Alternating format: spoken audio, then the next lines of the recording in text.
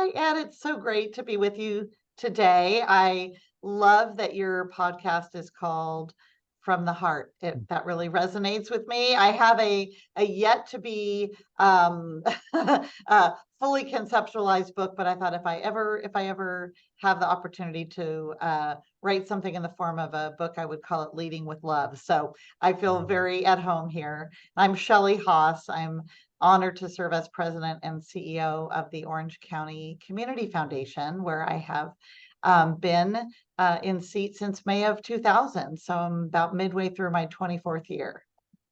Well, I love leading with love because that is certainly a way that I would describe you. For those who don't know Shelley, what's wrong with you? What, you know her yet? But no, especially here in Orange County, where we both are. Shelley, as she mentioned, has been leading the Orange County Community Foundation since 2000. I met Shelley. You're one of those people that I don't remember not knowing. I'm sure there was an introduction at some point that we both could probably Yeah, pinpoint, but yeah. I've always either known who you are or have known you just through our circle of friends in the nonprofit and for-profit world throughout Southern California. Shelley, as she mentions, served as the president and CEO of the Orange County Community Foundation, and we'll dive a little bit deeper, obviously, in this conversation about what that actually is. It's one of the largest and fastest growing community foundations in the nation. Shelley's frequently sought for her insights in the nonprofit community by regional media, national media. She contributes to the Orange County Business Journal, Orange County Register, Forbes Nonprofit Council, and several nonprofit philanthropic foundations. She's a Phi Beta Kappa. I've always, used that term as, oh, well, are you a Phi Beta Kappa? Well, in Shelley's case, it's kind of like saying, are you a rocket scientist? And you're talking to someone who is. Shelley actually is a Phi Beta Kappa with a joint master's degree in business administration and public administration from University of California at Irvine, one of our fine institutions here in Orange County. One more statistic that I will read, and then we'll talk about more as we go through. And this one just blows me away. When I think of nonprofit and philanthropic foundations, these aren't the type of numbers that I usually think of. So I really want to dive into the why and how have you gotten to this point? But the foundation's cumulative granting since inception has grown to $975 million under Shelley's leadership, placing Orange County Community Foundation well within reach of its goal to become one of only 35 community foundations in the nation to reach $1 billion in granting. Those are some numbers that you don't think about too often when you talk about philanthropic foundations and nonprofits. So, Shelley, welcome to the From the Heart podcast. We are Thank presented you. by the First Bank Center for Family-Owned Businesses. And I'd just like to wow, first of all, with those numbers. And again, we're going to dive into more down the road here in the conversation, but tell me just a little bit about Orange County Community Foundation, what it is, so our listeners understand more about the organization that you lead. Sure. Orange County Community Foundation is we're just about to celebrate our 34th year, so we are excited to be looking forward to our 35th anniversary next year. We'll be celebrating some great milestone achievements this year, and by the time we get to our 35th next year, really focusing on the future and how we can be the best community foundation for Orange County. It's been an incredible honor and a privilege to be part of our story. I came when the foundation had just turned 10, and I was still very much in growth mode, and to about 42 million in assets when I arrived, and a small staff, and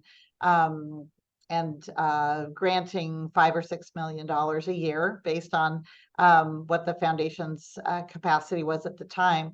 Now we have 4 of the last 5 years we've granted over $100 million annually, and that's what makes us the 7th most active grant maker among almost 800 community foundations in the country. And really, the story of what is a community foundation is not a one-sentence answer typically, but we just went through a process and we rewrote our mission statement with our board as a part of looking at who are we, what do we contribute to the philanthropic landscape, and we ended up with a really simple, Peter Drucker would be happy, it fits on a t-shirt, it's one line, and everybody can remember it now.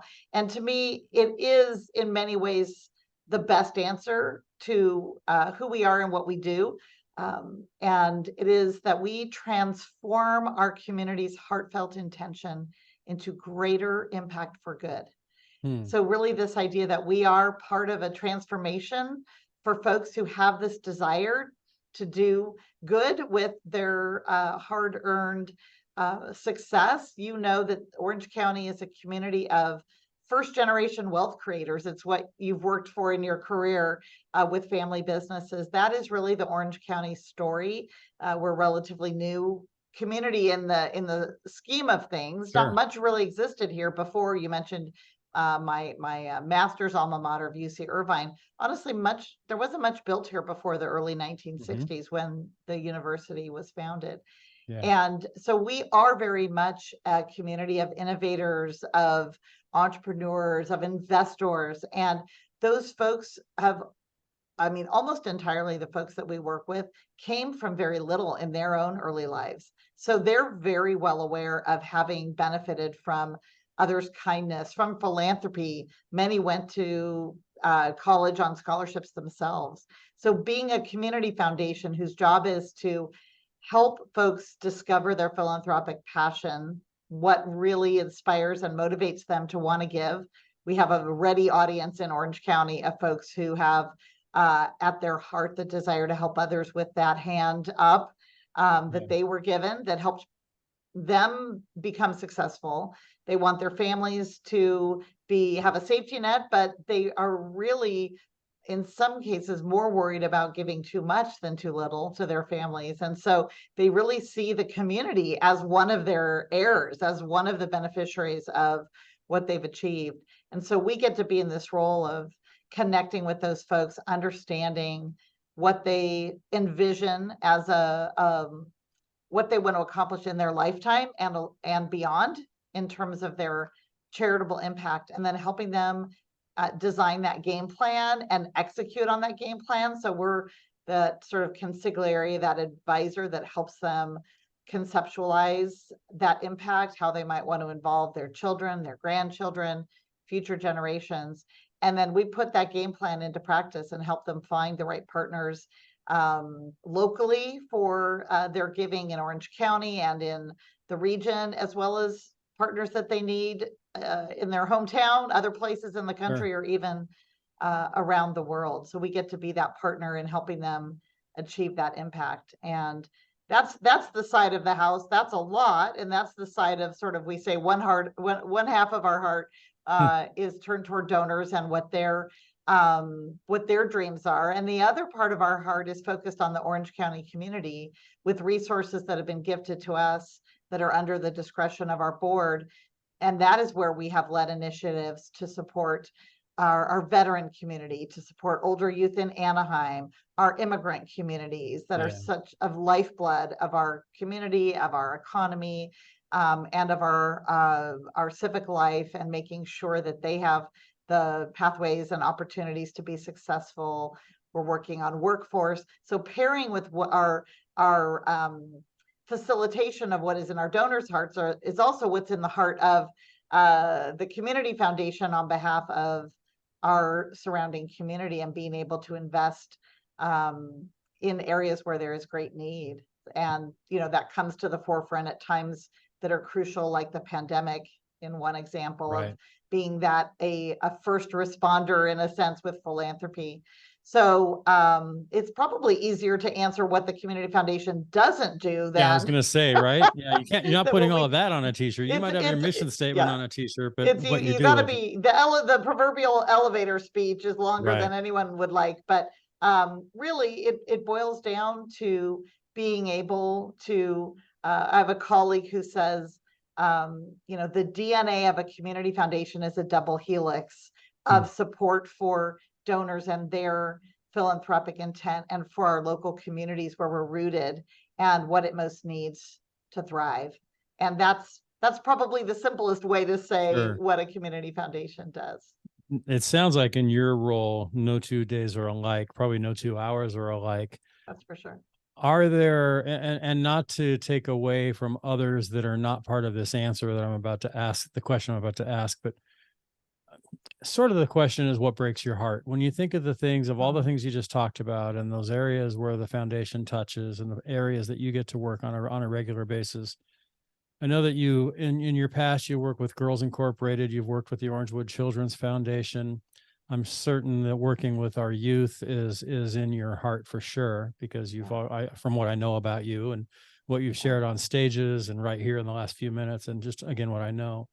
But are there areas that really touch your heart the most, that when this comes along, this is where you tend to want to put more of your time and attention? Well, two things come right to mind, and they're kind of broad, but they do break my heart. And the first is when I see such depth of need in a community with such an abundance of resources, and it's just simply I mean, we have Gap. kind, generous, loving people, Right. and we have depths of need. And when I see that's the thing about Orange County, we're this small town of 3.1 million people, Right. and everything is so close, the deep pockets of poverty, some of the most impoverished zip codes in the US, next to some of the wealthiest. And when I see that gap, when I see oh my goodness, if we could just have the perfect matchmaking, if we could just align all of the best of intentions with where the greatest needs are. And there are many reasons why those gaps exist, but it breaks my heart that they do. It Right. also motivates me to get up every day, splash the cold water on and head into the fray, because I really believe that Orange County has the opportunity to be a model of problem solving, and that motivates me tremendously to tackle thorny issues. It would, that this was a thing that broke my heart, and that really would be in the category of misperceptions and mythology that stops us from solving things sometimes. So I had a colleague many years ago who came from working primarily in the foundation community in LA to being responsible for a body of work in Orange County. And many of her LA colleagues said, well, when you start working in Orange County, you really can't talk about immigrants. You have to say underserved, because it's just, people don't like to hear that word, to deal with that word. And that just broke my heart for two reasons. One, that I felt it was such an antiquated view of Sure. Orange County. But secondly, I was equally terrified that it was true. And I couldn't shake this for about 2 weeks, this feeling of, are people just so out of step and not knowing that Orange County is a place that is diverse, it is rich in its diversity. We are a community of a thriving immigrant communities. Why is that not perceived? But then, gosh, what are the things that we don't, that are problems that we don't like to talk about? And I thought, well, that's one thing we can do as a community foundation. We can start talking all day long with a broad smile and a warm heart of embrace toward our immigrant communities. And what do we need to know and understand? That started roundtable discussions, that started being part of then anchored us to a national initiative that became pivotal in targeting philanthropy to the needs of our immigrant communities, helping those who had legal pathways to naturalize or to normalize their status, which are game changers. And it was only lack of resources or lack of knowledge that was standing in the way. They had every right to be legal permanent residents, or fully qualified for citizenship.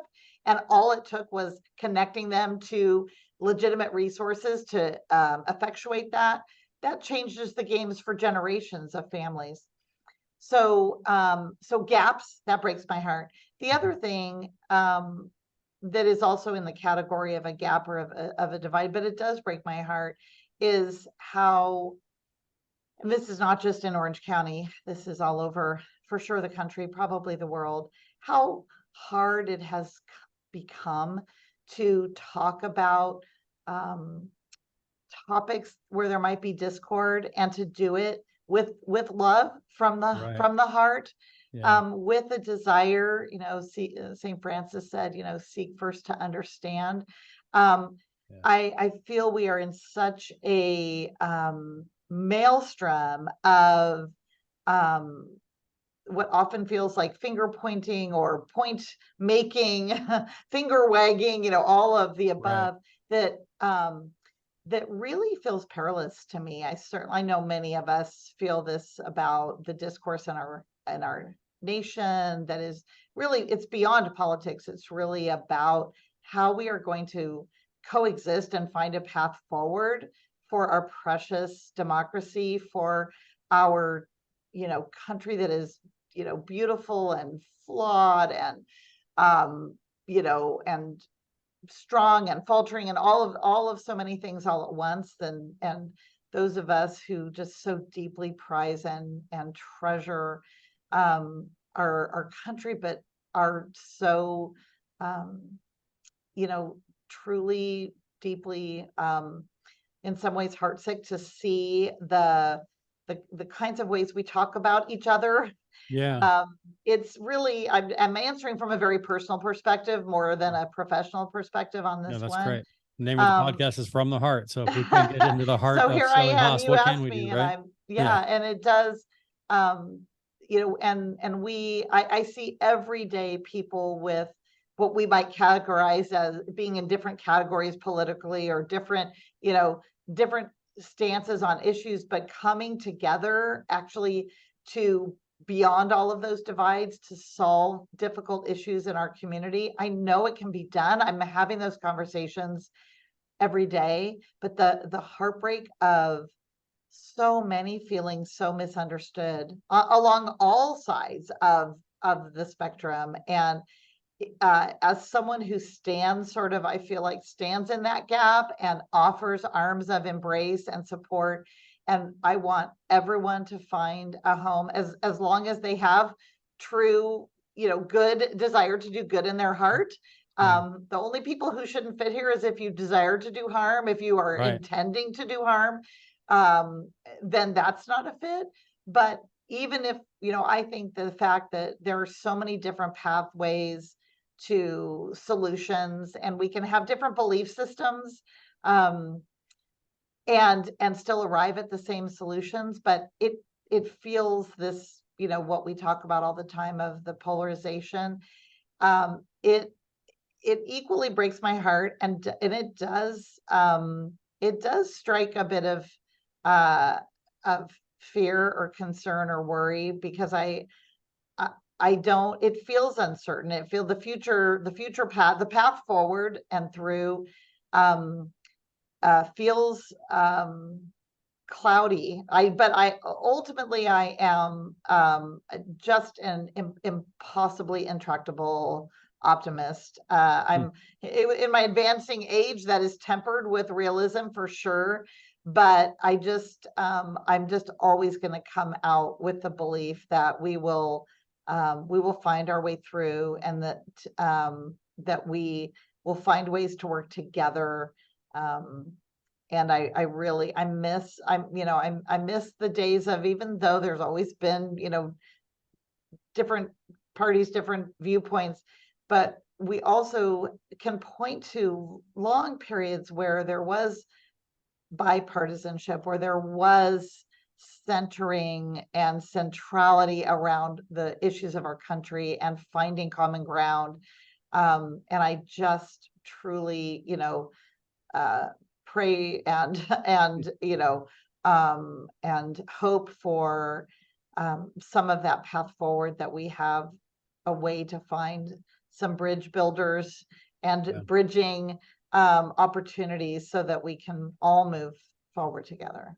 Yeah, I think that's Boy, that was important. maybe more of a soapbox than you were hoping for, No, but no, I appreciate that. And you covered a lot of topics that have been in my heart a lot lately. And one of the things, as you and I just talked about before we started recording, um, the opportunity I had to attend the memorial service of a dear mutual friend of ours, Tam and Lynn's dad. And one of the things that really struck me yesterday about being there was not just the racial diversity, but the wealth diversity and the ethnic diversity and the spiritual and religious belief diversity. And yet we are all there unified under one umbrella for one cause. And I think, not to liken that to sports because that seems so silly, but I'm a big sports fan. And one of the things that I love about about like the Olympics, or when you get a World Series together, or you get 80,000 fans under the same roof at a stadium in LA or New York or wherever it might be, is what people do for a living, what they earn, where they live, what their background is, doesn't matter if you're rooting for the same team.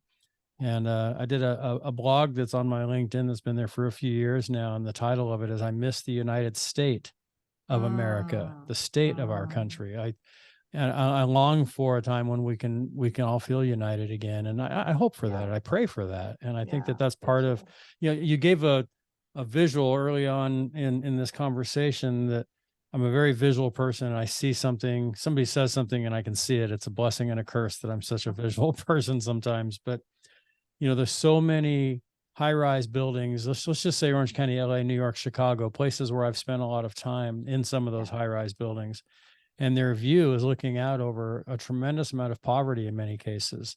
And yeah, then in those impoverished communities, one of their views is these high-rise buildings where there's so much wealth and luxury. And I look at you, you talk bridge builder. I look at you and the work that you do at the foundation, that you personally do as well, and so many others, as sort of bridging that, building that bridge between what each side can see. I can see the wealth, but I'm not part of it. I can see the poverty, but I'm not doing anything about it. yeah, And I just love the yeah, idea of people like yourself and myself and others trying to find a way to bring those communities yeah. together. Yeah, I was just trying to find it. I probably won't while we're on this podcast, but I'll send it to you later.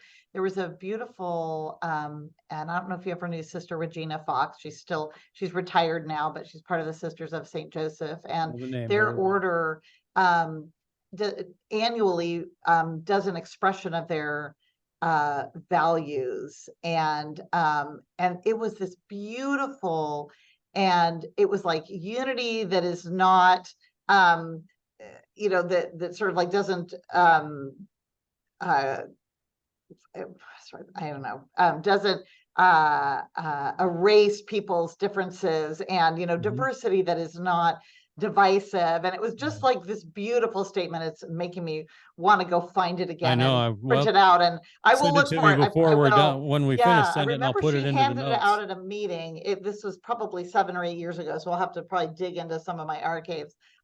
But and I took a picture of this values card, and it was sort of this mantra for a long time. So I'll send it to you Please do. after Yeah, our conversation, so you I can appreciate that. reference it. Yeah.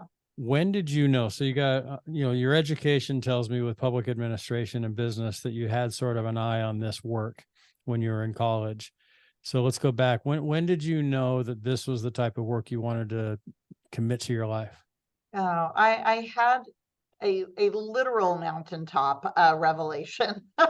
So I Awesome. had in my undergrad, so I did my undergrad business degree at UC Riverside, and I began to have an inkling as I was ending my 4 years that I had an interest. I knew that I had some skills that we would align with business or management. And a sweet story from my childhood, when we were saying earlier, I just turned 60. So when I was in my early elementary school experience, there were still very limited options presented as archetypes for women in the work world. So I remember coming home from a day of second grade, I think it was first or second grade, and we'd been studying careers, and my dad and would often ask, well, my parents, what did you learn in school today? And so I was very excited to share that we were learning about careers, and there were 3 careers that were shown for women. I bet you can, because we're practically the same age, you can guess Yeah. what they were.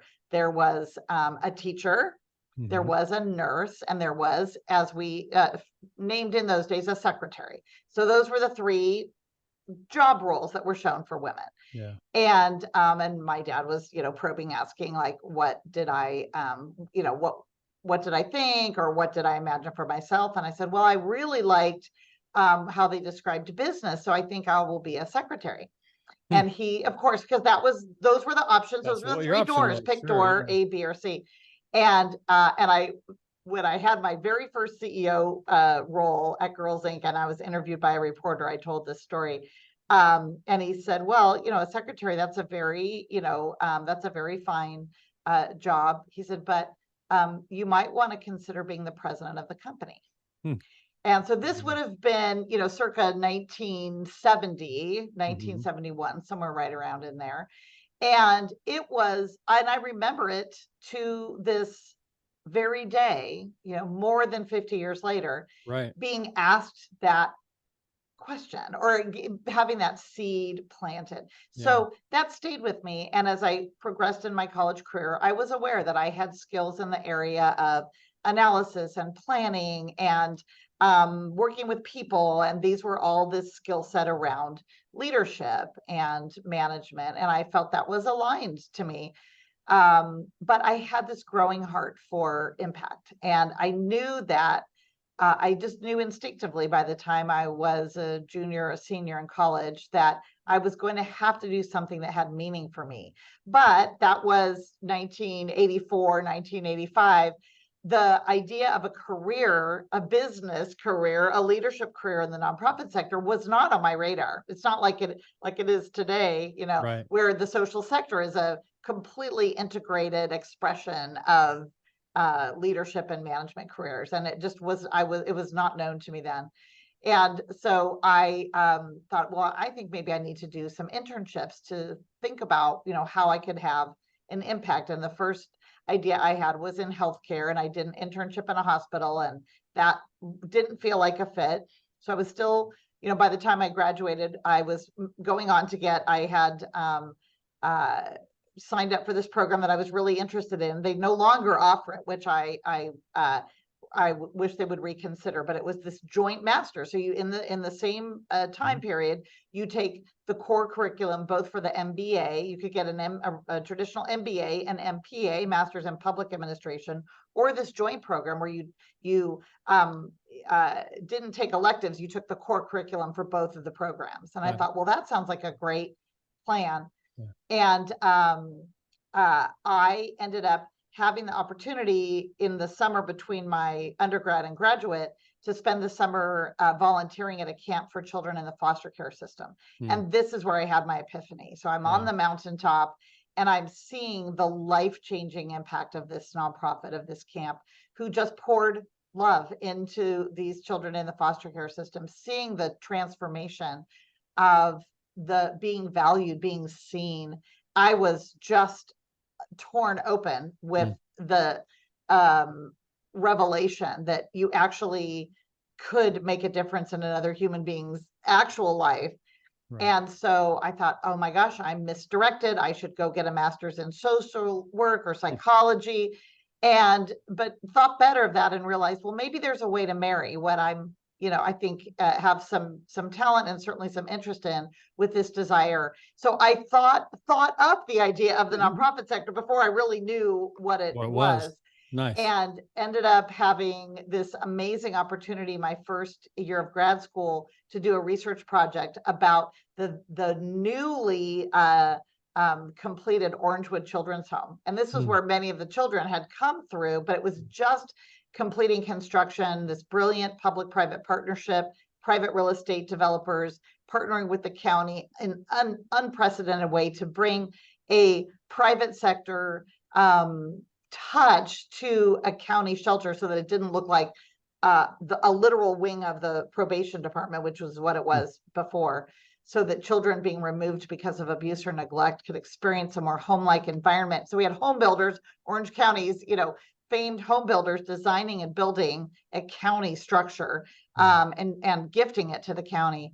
And I got to join at that time in when the home was being dedicated, and then a nonprofit was forming out of it. And so I started working in the middle of my graduate school years and stayed for 10 years, the first 10 years of my career. Yeah. I love that. Yeah, that's what have you seen? We're the same age. I mean, I'm shortly behind you. I'll be 60 here in the next few months. What have you seen in this career that you've been in for the last 30 plus years now that has inspired you the most? Because I think about too, when I was working in Irvine at Allergan and Irvine in college and right out of college, my first job when I was in my 20s.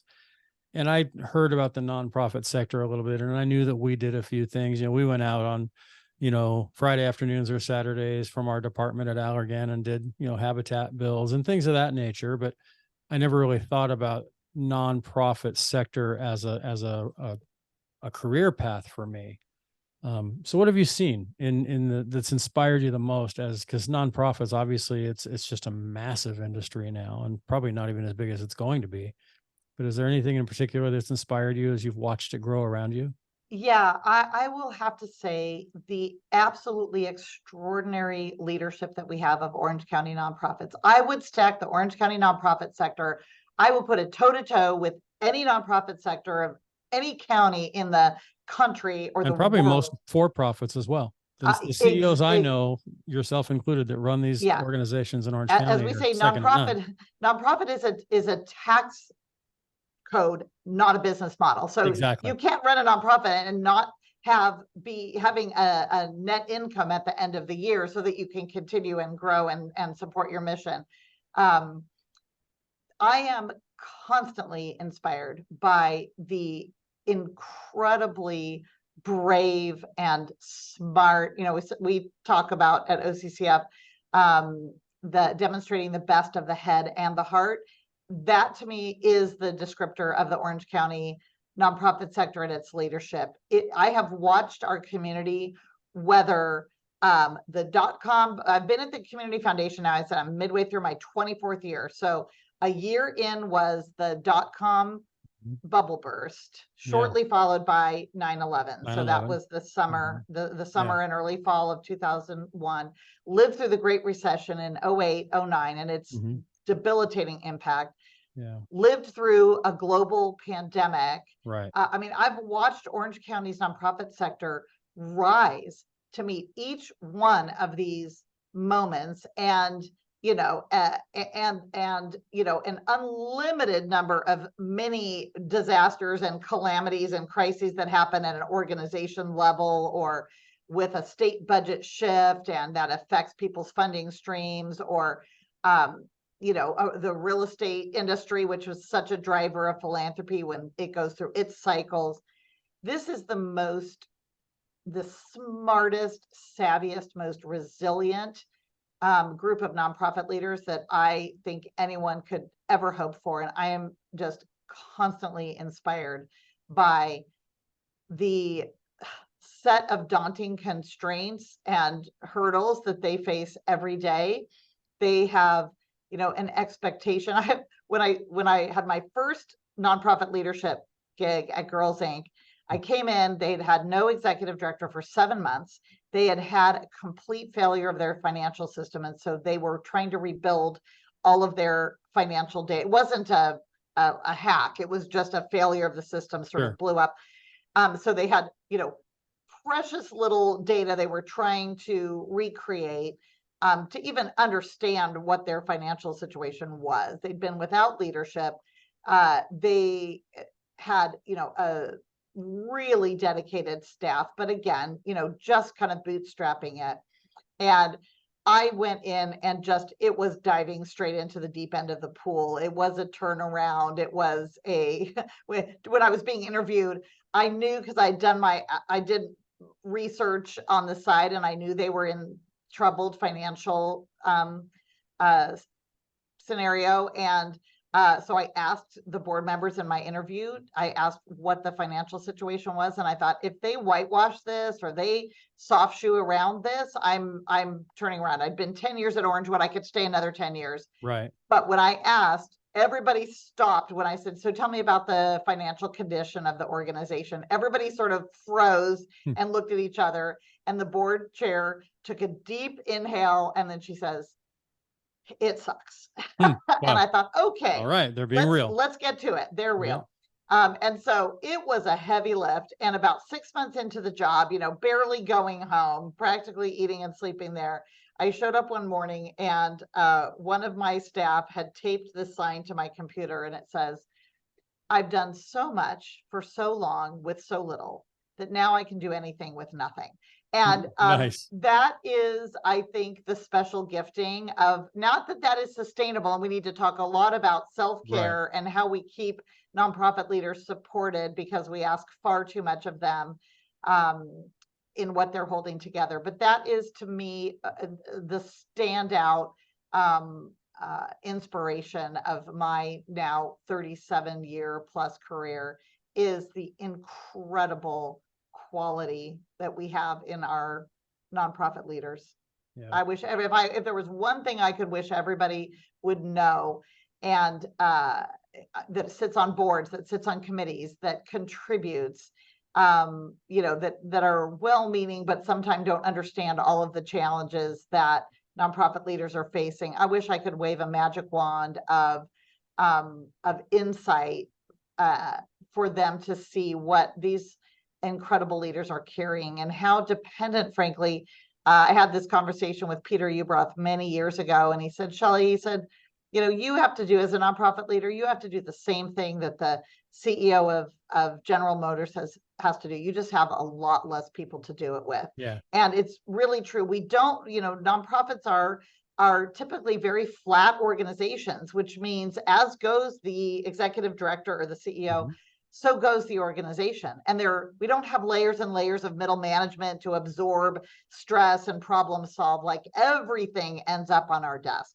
No matter how big we are budget wise, we're typically very flat. If we're big in headcount, it's wide, it's not deep. We're serving more people because we're investing in frontline folks to deliver service, which means that our sort of, executive leadership is heavily burdened. And I just wish everybody had an insight into that, and a level of just deepening grace and appreciation for what is carried on the shoulders of our nonprofit leaders. When you think of those nonprofit leaders, and I won't name any names, we could sit here and we could do a who's who of the people that you and I know, I'm sure, and many have been guests on my podcast too, which has been a real honor for me. When you think about those successful nonprofit leaders, and whatever names pop into your mind, as you think about a common denominator or a few skill sets that they all seem to have, what would some of those skill sets be? Let's say you were starting a nonprofit today and you wanted to put the perfect quote unquote executive director or CEO in the corner office to run this nonprofit. What traits or characteristics or experience would you be looking for? Well, my first three would be resilience, and resilience. Like the ability to, and table stakes, of course, are, the sort of, the intellectual capability to understand both the programmatic and the business model. You said, comparing our nonprofit sector to the for-profit sector, 100%. Like every nonprofit leader has to do everything that every business leader does, but also, so beyond the first top three of resilience is a deep understanding of what it means that in business, there's a perfect flywheel where you get your impact measurement by immediately whether people are buying what you're selling, whether you're selling a product or you're selling a service. Right. How good that is. You don't have to do a bunch of evaluation studies to figure out how people vote with their feet, right? Or their wallet. They vote with their feet. They vote with their wallet. They're either buying or they're not buying. Yeah. There you have this perfect flywheel. You understand, you launched something new, you rebranded something, you launched a new service, crickets. Oh, that didn't work. Let me try something new. For nonprofits, I think it's not rocket science, but it's not necessarily top of mind for folks that we have two completely detached processes that nonprofits that are providing direct service have to manage. One is they have to create actual impact. This, like I said, Peter Drucker's definition of philanthropy is, I didn't say that on this. I said it on my prior meeting. I'll say it again here. That's all right. Peter Drucker said the product of philanthropy is a changed human life. The product of philanthropy is a changed human life. So we are in the business of manufacturing life change in the nonprofit sector. So you've got that business line, but unlike a business where the impact you're achieving is paid for by the people who you're impacting, in the nonprofit world, we have to have a whole different product for the source of our revenue, which is our donors or our, public or private grants. Yeah. Other kinds of revenue that are being generated. Sometimes it's social enterprise. So now we're running another business inside of our business to generate revenue. So we have to deliver the life change of impact to donors. So we have to deliver the experience to them that they see the impact they're having. And so they're excited to invest and to continue investing. So we have two completely separate, related, but only because we relate them, business models, right? Because we have to create the experience of impact for those donors. We have to showcase how those changed lives were facilitated by their impact. We are running two businesses in one, and having nonprofit leaders that understand what a heavy lift that is and sign up for it. That is the mark of a sustainable leader, is they understand that they have to be able to run this play in both directions. Yeah. Right. They've got to get across two goalposts, if we're using sports analogies, at the same time. Yeah. And frankly, make it look effortless, because everybody wants to align to a leader. And again, because of the flat nature of our organizations, most people attach to whoever is in that top spot, maybe a development person, but so those key executives that people attach to. And we have to constantly be rallying our teams so that they feel supported, rallying our board so that they are able to do their governance work and to feel good about the fact that they're contributing their most precious and limited resource, which is their time. And then court and cultivate donors who are feeling the love and feeling the impact that they're making. It's a vaudeville plate spinning Sure. exercise that and thank goodness that we get to have the reward of the impact. We do the payoff is actually getting to do all this stuff that is so incredibly cool, that you get to be part of creating solutions, and that because we have this extraordinary sector, you're hanging out with the smartest, biggest hearts, biggest brains, most fun people that exist, and you get to be in that community. Well, that's why we did that event recently that you were a part of with First Bank, when we talked about the family business philanthropy, and on the stage with you and Lauren and Tim, other nonprofit leaders here in the area, having the likes of Charles Antis and Eric Goodman and Mike Dearberg of First Bank on the podium with you was great, because you've got 6 leaders up there that are orchestrating kind of the analogy that comes to mind, again, being that visual person that I am, as you're talking. We're at the beginning of football season, and I'm not a huge football fan, but I watch some games, and it's almost like a coach has to have his offense and defense on the field at the same time. And so does the other coach. Imagine how chaotic that would look. And running a nonprofit or any organization, it's kind of that way. You have to have both sides going at the same time. And so does everybody else. And the person who can masterfully orchestrate that is the person who has a job for a long, long time, making an impact. And somehow you've found a way to run the offense and the defense at the same time. And you've done it for 30 plus years. And the successes that you're seeing at the foundation now, just in the county, are tremendous. Let me ask you a question. Well, it's, go ahead. And I'll also add, you just reminded me of one other thing. No, that you reminded me of the fact in the qualities that are needed is people who are energized by sort of 3-dimensional chess, exactly. Some of us, I did one of these, I've done every leadership analysis profile, through the years that's ever been invented. And one of them was really in depth. It was an executive coach we were working with, and I hadn't been familiar with this tool before. It was super in depth. And the person reading the report out for me said, you have got to have, 12 windows open and twice as many projects sort of on your plate all at the same time. That's where you get energy. If somebody made you sit alone, in a cubicle working, a sequential set of steps, one after the other, you would go just stark raving mad. Yeah. And that's another quality, is folks who, sort of switch gears, switch roles, switch hats easily and with joy. Yeah. So that was another element.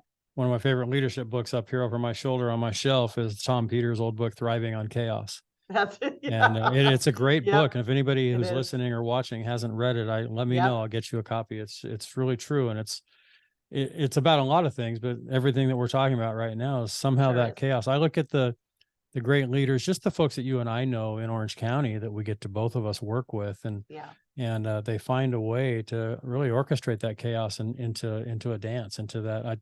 There was a professor at USC I used to work with, Dave Logan. Dave wrote a book called Tribal Leadership, but Dave did an executive education program for us when I was at SC for our clients called the Jazz of Leadership. And what a jazz band will do, and you perk up like you almost might know this, but you can pull 4 jazz musicians who have never met each other onto a stage, and, a bass player, a drummer, a percussionist, or what have you, keyboards, whatever the case may be.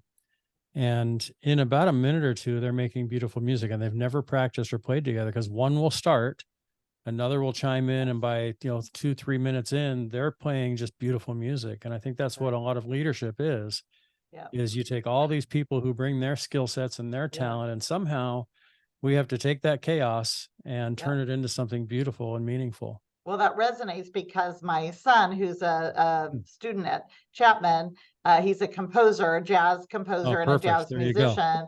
And he just bought a book called The Jazz of Physics, how jazz explains the composition of the universe. And I took him to a performance at Segerstrom Center this weekend of Terrence Blanchard, who's the trumpet player for Herbie Hancock, who Sean loves, and they were doing a tribute to Wayne Shorter, who is a legendary jazz musician. And Terrence said from the stage, and he just passed, that when someone asked Wayne Shorter, "What is jazz?" he said, "Jazz is I dare you." And I just loved that, because I could say, nonprofit leadership is answering, the dare of the universe to take on this work with challenge accepted. Yeah, that's so good. I love that. So you mentioned it, so you cracked it open for me to say it, the age of 60. Yep. I've decided. So recently, last week, I went to the Irvine Chamber's 40 Under 40. I've been to a lot of those various, organizations who honor 40. Are you going to propose that we need a 60 over 60? Well, it's funny that you say that. So yes, in a way, but I'm going to do it in a different way. I've decided that for my 60th birthday, which is going to be in April of 2024, I want to give a gift to people rather than get gifts. As people say, what can I? And the gift, here's the gift I want to give. And I'd like to invite you now on this podcast. So you can say no, and everyone will hear you say no, or you can say yes, and people will expect it. What I want to do is I want to create a 60 over 60 book where I have 60 of my favorite 60 plus year olds, yourself included, contribute and here's the challenge. And I've issued it to several so far. And so far, most have said yes. Nobody has said no yet. So you could be the first there if you'd like, but that's okay. I'm going to say yes. I know you are. Barely have no in my vocabulary. Yeah, I know. I do know that actually about you. But the invitation is this, and I'm going to ask you this question now. You can answer it for me now, but then think about it. You've got, 7-8 months to do this, because this is the gift I want to give in April of 24. If you could deliver a message to the next generation of lessons that you've learned now that you're 60 plus, what would that lesson be? I'm looking at this book, if you will, and I don't know if it's a coffee table book. I don't know if it's a podcast. I don't know what the actual deliverable will be. I envision a book, so it's something tangible, but it might be more than that. The message to the next generation that we as 60 plus year olds, the baby boomers, basically, you were born in 1963. I was born in 64. I can do the math. And, so we are the end of the baby boomer generation. So it's sort of the book is called in my mind, Boomer Wisdom. And what's the wisdom and the message that we want the next gen to get from us? Well, the thing that sprung to mind immediately is, oh, thank God you're here. Thank God you're here. We need your leadership. I will say that I really am very embracing of this stage. People ask like, oh, how do you feel about turning 60? And I think sometimes for women too, people think like, do you have any sensitivity around it? I'm like, No, I feel so aligned with being this, like, I'm ready to be of use, of service to next generations. Eric Erickson's, anyone of us who studied psychology, the eighth of his 8 stages of human development is generativity, where you're thinking about the generations that are coming behind you and how you support them. And so, the wisdom I would offer is all about encouragement and exhorting these next generations who are just so unbelievably impressive. Like, Yeah. what if there's a question like what gives me hope, it's like looking at who is coming up behind us, Oh my because gosh. they Yeah. are smart, they are fierce, they're turning things on their sides, they're less rigid and structured. Our generation grew up more hierarchical, more, heavy sort of reliance on tradition, in some ways that can be, in our worst moments infuriating. There is just like let's blow this up and reinvent it sort of mindset. And I got to tell you, my 6-year-old wisdom is like, I am in Mm. for whatever you are creating.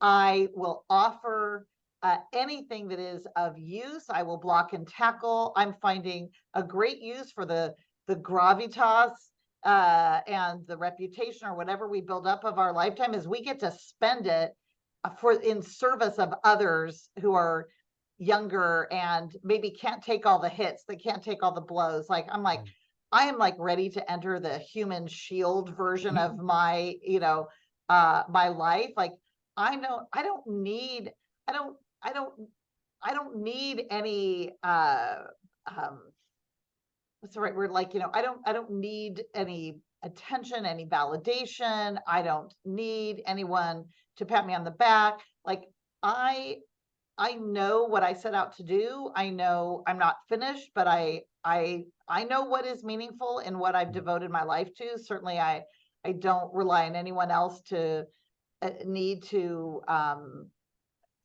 affirm, that. And so I feel like all of that energy is freed up for I am just so excited for the fresh ideas, for the challenges, the challenging of the status quo, the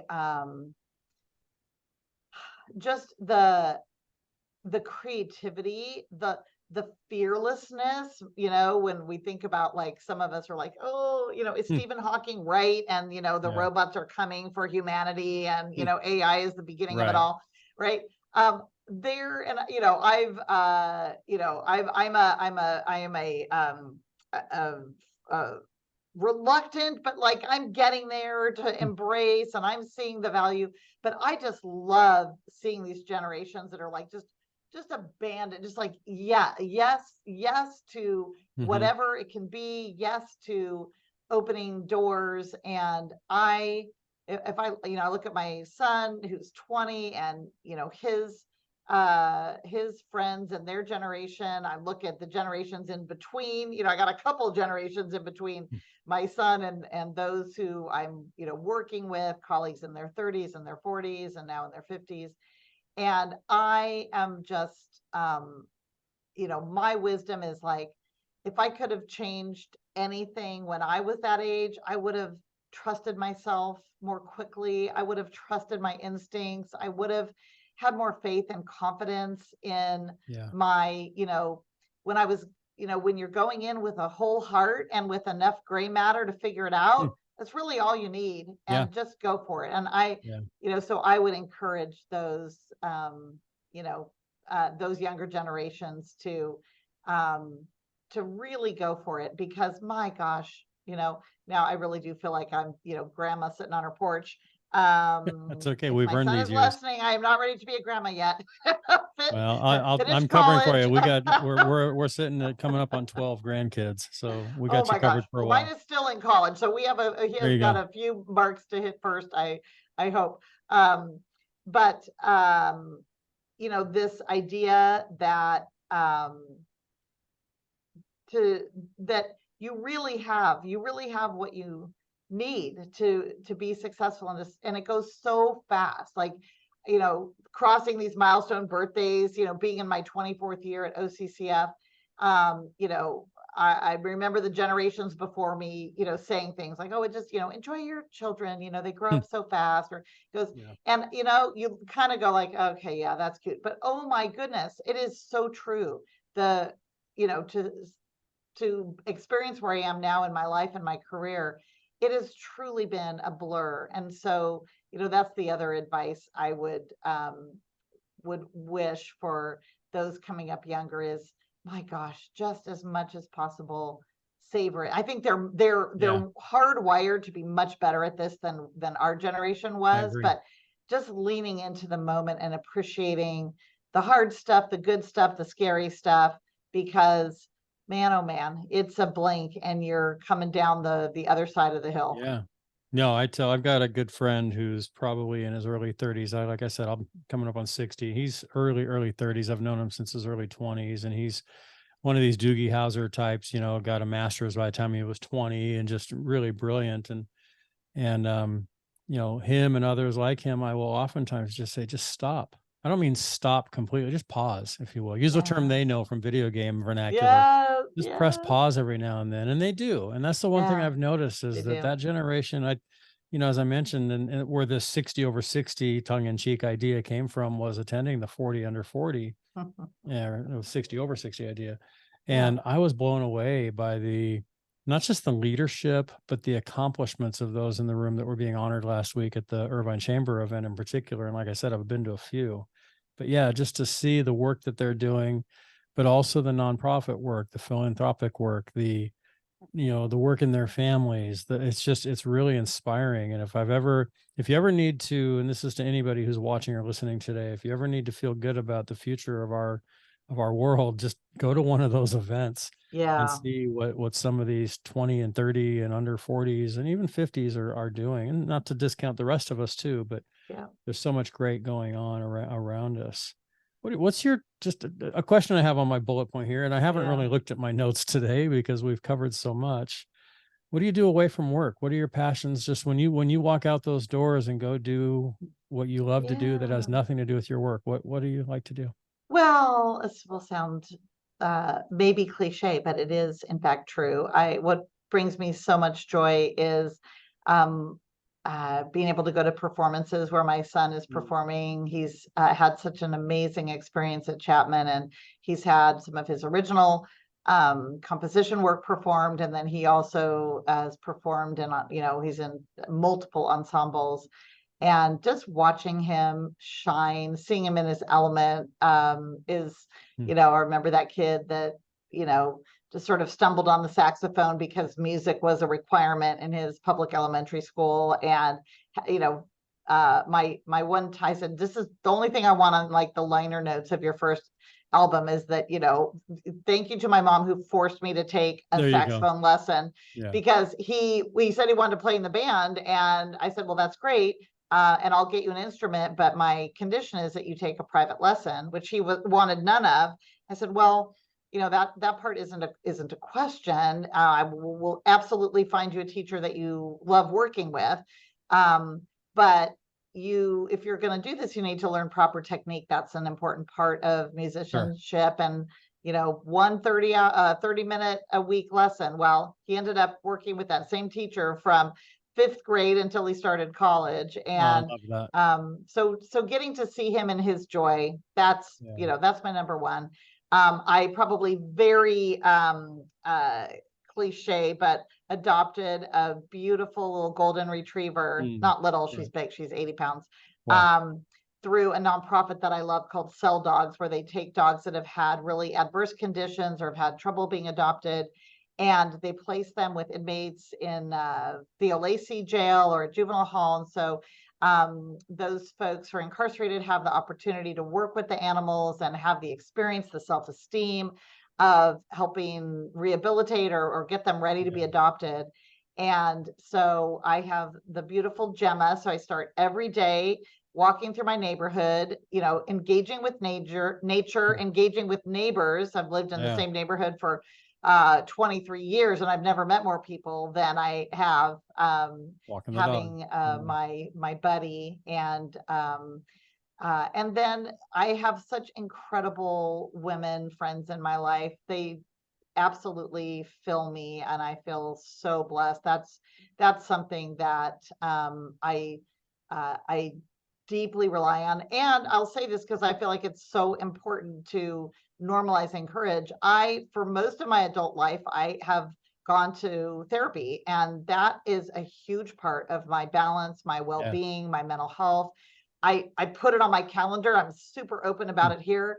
Anytime I bring it up, I inevitably have somebody come and say, "Hey, would you?" I've always, no one in my family's ever gone to therapy, or I've always thought you have to be crazy. And can you tell me about it? And I said, "Oh, the only reason I'm not crazy is because As you go. I'm right great there with you. family." I And got a regular guy that I get to, and yeah, it's I think so it's awesome. important to be able then to show up for people in your life and people in your work life and in your personal life. And so that's a self-care and a well-being. And it's not always fun, but Mhm. it is joyful to have healing in all the, we all have wounds, and we all bring those wounds to every part of our life. So the better able we are to participate in our own progress and development and healing, just the better we are able to show up for everybody in our lives. So. Yeah, I agree. Is there any challenge as we wrap up here? A couple more questions. When you think of challenges that you've faced in your life, and this isn't in the spirit of therapy, I'm not going to play amateur therapist here by any stretch, but you strike me as a type of person who, like all of us, have had challenges, but you've overcome them and you're stronger as a result. I guess I could say Yeah. that about literally everybody. It's not just Shelley. Yeah. But any challenge come to mind that you've overcome, and how? What Um, advice or wisdom, going back to my earlier 60 over 60 wisdom idea, would you give to someone who may be going through a similar challenge, or any challenge for that matter, that's helped you? well, I knew you were going to ask me this, and so I really thought about it. And number one, I feel like the level of challenge in my life that I've had pales so dramatically in comparison to what so many have to overcome.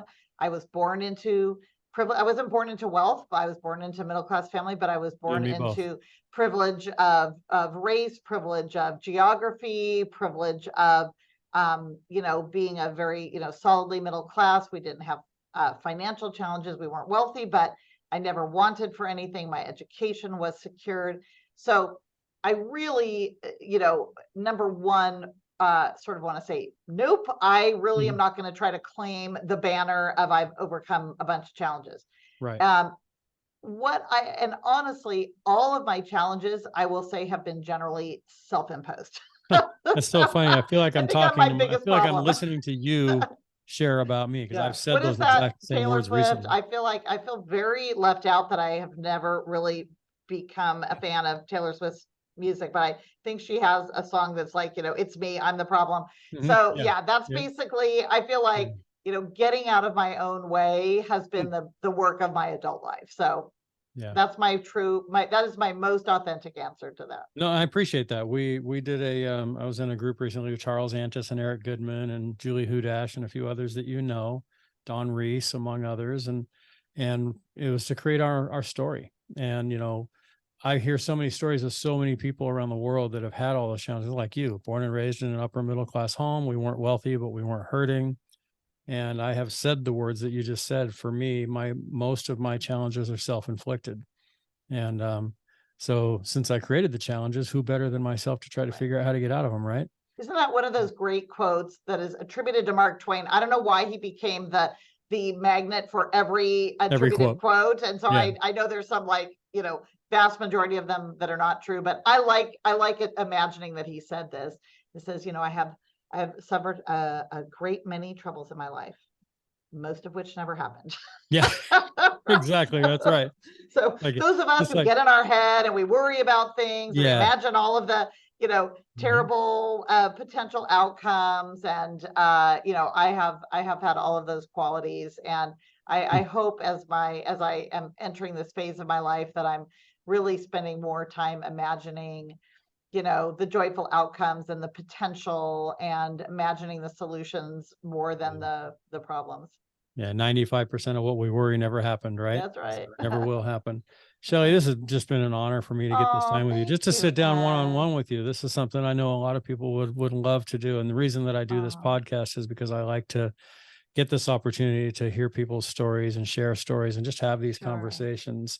Um, what's the best way for someone to get involved or to learn more about OCCF, and how, and what would Sure. be the best way to reach you? What are you looking Yeah. for? How can people get involved and help? All kind of wrapped up into one. And then I'll throw my last question your way. Sure. Well, I would love people to go check out our website because we just did a whole overhaul and trying to make it, again, more clear, not quite as Yeah, I complicated was to on it understand the today. It looks story. great. I love how it So lays thank out. you. So welcome all feedback and comments. And I'm right there on the website with my Mhm. email. I'm very easy to find, and that email finds me wherever I am, and sometimes places I don't want to be found. Exactly. But that's I'm very fastidious about checking that. That's a really great way to reach me.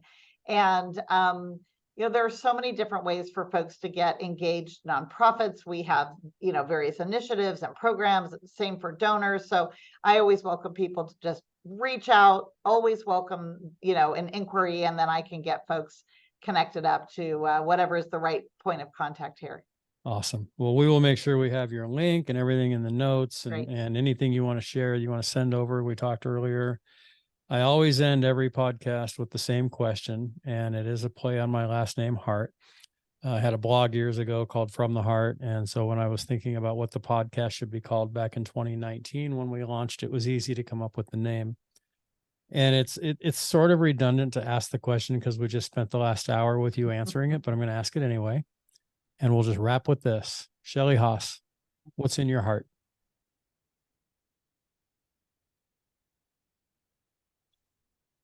So much. Mhm. That's the real answer. But what came through the moment that you said that was hope. Hmm. Hope. I do truly, despite everything that we talked about and the concerns and the worries, I I really have hope. I have hope for our community. I have a tremendous hope for what lies ahead for our nonprofit sector. Um, and I have hope for these next generations, like we talked about, that are coming, and all that they are going to bring: the truth, the fierceness, the absolutely radical acceptance, the desire to find new ways of going about our lives. That gives me a lot of hope.